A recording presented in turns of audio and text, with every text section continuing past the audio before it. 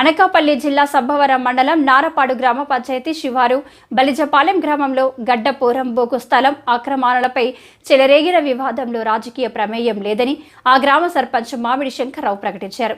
మంగళవారం ఏర్పాటు చేసిన మీడియా సమావేశంలో ఆయన మాట్లాడుతూ బలిజపాలెం సర్వే నంబర్ 161లో గడ్డ పోరంబోకు స్థలం ఆక్రమణకు సంబంధించి జనసేన పార్టీ పెందుర్తి ఎమ్మెల్యే మంచికట్ల రమేష్ ఉందంటూ జరుగుతున్న ప్రచారాన్ని ఆయన తీవ్రంగా ఖండించారు.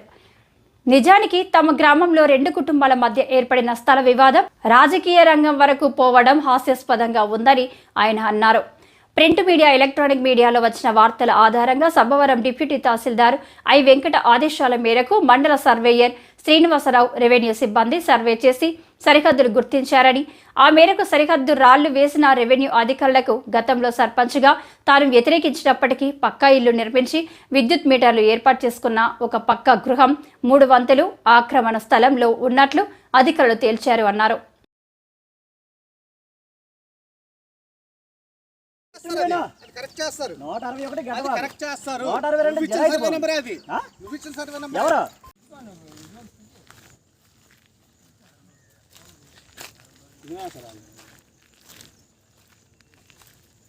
సర్పంచ్ మామిడి శంకర్రావు అని మా గ్రామ పంచాయతీ పరిధిలో ఒక సుమారు 190 ఎకరాలు చెరువు గర్భం ఉంది. ఆ చెరువు గర్భానికి ప్రధాన నీటి వనరు ఈ ఈతగడ్డ.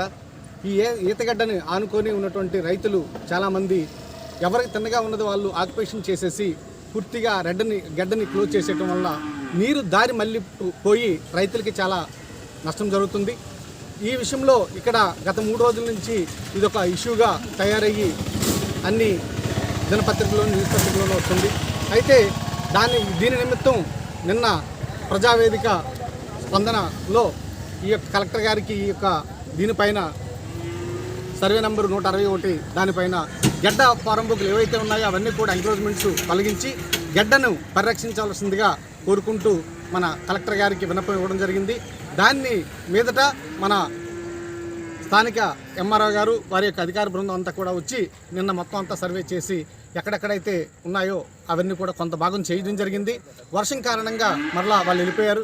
మిగతా కార్యక్రమం కూడా దీనికి ఆనుకున్నటువంటి ఏ సర్వే నెంబర్లు ఉన్నాయో అవన్నీ కూడా గడ్డ ఎంక్రోచ్మెంట్స్ అన్నీ కూడా తొలగించి గడ్డని మళ్ళా పూర్తిగా యథాస్థితిగా గతంలో ఉన్నటువంటి గడ్డ ఏ విధంగా అయితే ఉందో ఆ గడ్డని యథాస్థితిగా తీసుకురావాల్సిందిగా కోరుకుంటున్నాము.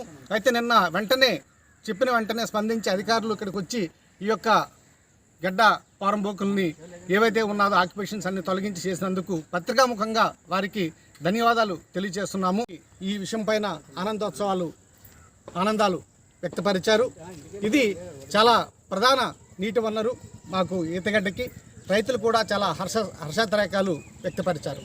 ఈ రాజకీయంగా ఇది అటు వైఎస్ఆర్ కాంగ్రెస్ పార్టీ, ఇది ఇలా జనసేన పార్టీ తరఫున పోటీ స్టేట్మెంట్లు ఇచ్చుకోవడం, దానికి కారణం ఏంటి? మరి ఇది యథార్థంగా గత 10-15 సంవత్సరాల నుంచి కూడా ఈ ఆక్యుపేషన్లో ఉన్నటువంటి వాళ్ళు పైన ఉన్నటువంటి 1-2 పాకలు ఉన్నాయి. వాళ్ళు తర్వాత అక్కడ రియల్ ఎస్టేట్ చేస్తున్నటువంటి వాళ్ళు కొంతమంది కూడా దీని మీద దృష్టి పెట్టి ఇలాగ రహదారి ఇచ్చి వాళ్ళ యొక్క భూముల్ని ధరలను పెంచుకుందామనే అత్యాశతో చేస్తున్నారు.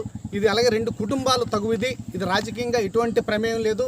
మన ఎమ్మెల్యే గారికి కానీ, జనసేన పార్టీకి కానీ, ఉమ్మడి కూటమికి కానీ ఎటువంటి ఇందులో ప్రమేయం అనేది లేదు.